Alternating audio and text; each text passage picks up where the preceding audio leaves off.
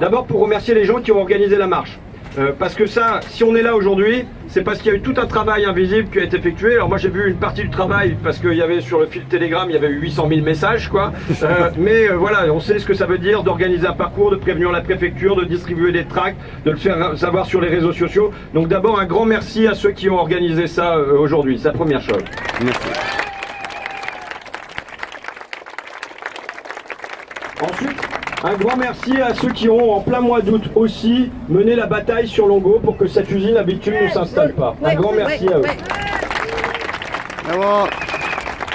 Et dans la manif, j'ai discuté avec Aurélie, je sais pas où est-ce qu'elle est, que j'ai rencontré là pour la première fois et qui me parle de tous ces petits projets qu'elle mène à RN, à la fois pour le nettoyage, pour faire basculer les gens vers une autre consommation et tout ça. Et donc, il faut se féliciter, se remercier qu'on soit un certain nombre ici à mener ces initiatives.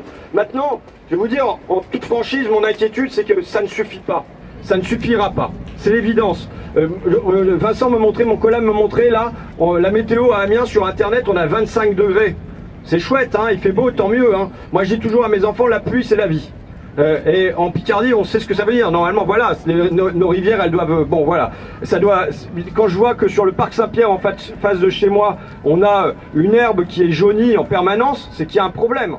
Et le problème, on l'a sous notre nez. Et moi, mon inquiétude, elle vient du fait que, je le dis toujours, sur le plan social, il y a des cycles. Là, on est dans un cycle bas qui dure depuis 30 ans, pour moi, depuis le début de la mondialisation, au début des années 80.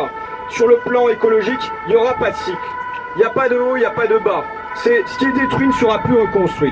Donc là, on voit bien l'urgence qu'il y a. Et le problème, c'est comme une voiture qui foncerait droit dans un mur. Il faut d'urgence appuyer sur le frein. Ça veut dire que la croissance ne doit plus être notre référent. Et il faut évidemment changer de direction. Changer de direction à tout point de vue, changer de direction sur l'agriculture, changer de direction sur l'énergie, changer de direction sur le logement. C'est un basculement, c'est de l'ordre de la révolution, ce qui est à opérer si on veut être en adéquation avec le défi écologique qui est devant nous. Et il y a un autre défi, c'est que qui pilote la voiture aujourd'hui ? Qui pilote la voiture ? Est-ce que les personnes qui pilotent cette voiture aujourd'hui, ils ont envie d'appuyer sur le frein ou de changer de direction ? Ils n'en ont aucune envie. Vous savez, j'entends beaucoup parler de lobby. Lobby, c'est encore un message plein d'espoir que de parler de lobby, parce qu'on n'en est plus là. On a un État qui est colonisé de l'intérieur par les intérêts privés. C'est ça la réalité. Et donc il faut se demander comment on fait pour que ça soit plus eux qui pilotent. Pour que ce qui pilote, le slogan de ma campagne, c'était avec les gens contre l'argent, et ben ça doit rester valable. Aujourd'hui, le pilote, il veut l'argent, il veut pas les gens. Et nous, on est là pour dire c'est les gens avant l'argent. Vous savez, longtemps, je me suis un peu dit que les messages sur l'écologie, c'était un peu les petites fleurs, les abeilles et tout ça, et ça paraissait être quelque part dépolitisé et être sans lutte des classes. Ce que je crois aujourd'hui, je vous fais part de mon cheminement intellectuel. J'ai lu les bouquins de Pablo Servigne cet été sur le grand effondrement, on va l'interroger la semaine prochaine. Je crois que, au contraire, l'écologie va appeler une tension la lutte des classes. Elle appelle déjà une tension la lutte des classes. Parce que ce qui est en jeu, c'est plus seulement nos conditions de vie, c'est la vie elle-même. Et je pense que quand il y a ça qui est en jeu, ça veut dire que des deux côtés, ça va se tendre. Moi, je suis allé à Strasbourg sur l'histoire du contournement de Strasbourg.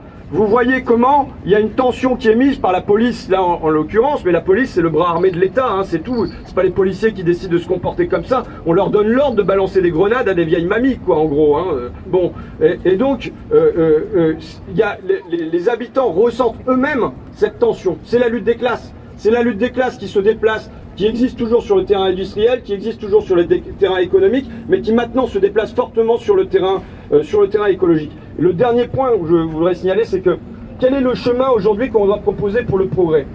Le chemin pour le progrès, il passe plus par plus de biens, il passe par plus de liens. Il passe par le fait que c'est pas en ayant le téléphone 4G qu'on progressera, ou 16G ou 80G demain. C'est encore ce que les puissances d'argent veulent nous faire, l'imaginaire qu'ils veulent nous mettre dans la tête. Aujourd'hui, c'est plus par ça qu'on progressera. C'est par la relation humaine. c'est par la capacité à entretenir des liens forts avec les gens qui nous entourent. C'est pour ça que je suis intervenu à l'Assemblée nationale et je continuerai d'intervenir sur les métiers, ce que j'appelle les métiers du tendre. Parce que ça fait partie du basculement écologique de considérer que c'est vers ça qu'on doit aller pour que le progrès humain, ça soit s'occuper des enfants qui sont handicapés et des enfants qui ne le sont pas, s'occuper des personnes âgées, et je pense que tout ça, c'est l'humanité qu'on a apportée et que ça passe par l'écologie. Voilà, je vous remercie. Bravo. Merci François.